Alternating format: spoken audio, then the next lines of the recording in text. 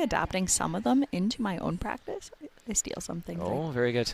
Well, we can all learn a thing or two, especially from the best skaters in the world. Well, as the first group of skaters take their bows and head off the ice, the next group of skaters stepping on. We have Mihail Selevko from Estonia, Sota Yamamoto from Japan, Kawamura from Japan, Matteo Rezzo from Italy, Kazuki Tamono from Japan, and last but not least, Junhwan Cha from Korea. Podium will take place in the second group of men of. And is going to be a battle for this whole group, really, for that podium. Yeah, of course, skaters have their own performance in mind, but, you know, you got to be vaguely aware that you can't make too much of an error and hope to be in fighting place for the podium. There's a look at Junhwan Cha easing into the ice as he starts his warm-up to that spot. I can't guarantee what other people have that. Well, let's look at Kawami Blaxel, which we saw very nicely just a moment ago.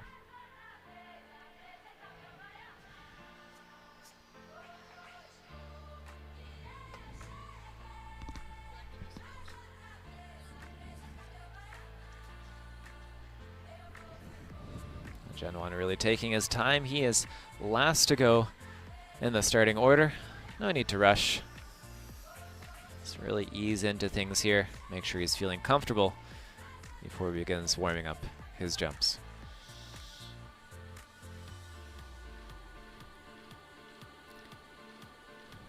It's a very relaxed practice session that we're seeing so far. No one's really rushing to get things done. Some slowly working through their jumps. Others just kind of coasting on the side. What'd you call it earlier? Public skating?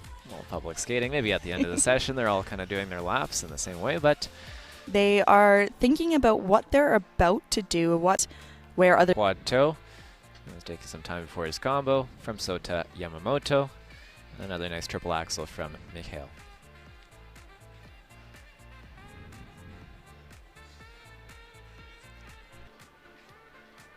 Told. Well, you know, this isn't where the work happens. There's no need to do too many jump reps. It almost seems like they're taking turns. Levko from Estonia level. Easy combination with the arms up. Triplets, triple toe. Arms up. It actually puts you in a tighter air position. And create a windmill above your head. Well, uncharacteristic. I'm sure he's gonna arms. Yes, it can. Official when things go a little wrong. You see the ease across the ice seamlessly. Strong technical toe, nice and easy. Position for the net.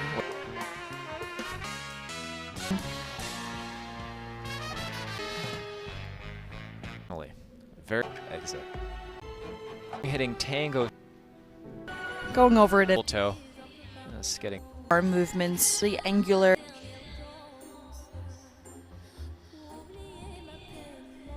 Go do this program with him or something. I'm just energy to the competition tonight. Well, final skater of this men's practice, Junhwan Cha from Korea, second at last year's World Championships, and a great performer and technical performer, skating to Masquerade Waltz. I think this can be a very effective program for him. The drama and the intensity of the music, along with the minefield of technical difficulty at hand. He'll open with his quad sao. Very nicely done. Did not have the skate that he wanted at Nebula Memorial earlier this season, finishing 6th. So really wanting to upgrade that and redeem his last year's skating. There you see him laughing about the timing of the takeoff. It's planned to be his second quad, an upgrade from last season, a quad toe. in his short program, and that is one of the challenges. You get that extra difficulty in the program. It's maintaining the consistency, not using too much of your energy at the beginning. So you got to do the rest of the triple jumps at the end.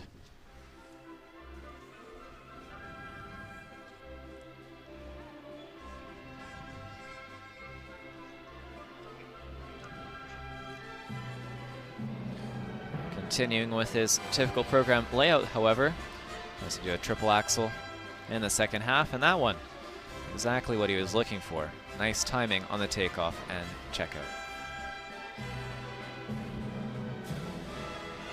Very comfortable on that triple axel. He tends to scratch a little bit going in, but it works for him in order to get the knee bend he needs. That one was one of the better ones I've seen him do in practice.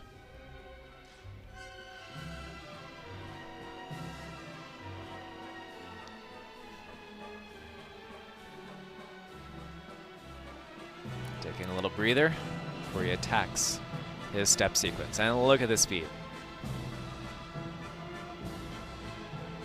It's flying across the rink.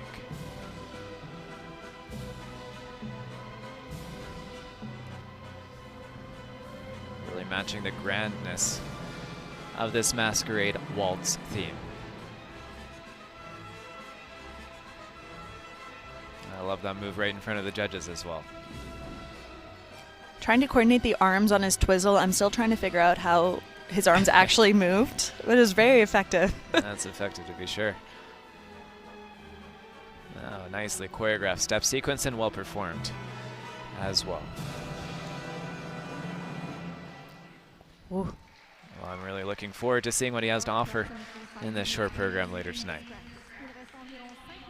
Well, that's it for all of the music on. Back to a little bit of public skating. This, of course, a lot has already. And Sota Yamamoto getting the timing right for his quad toe.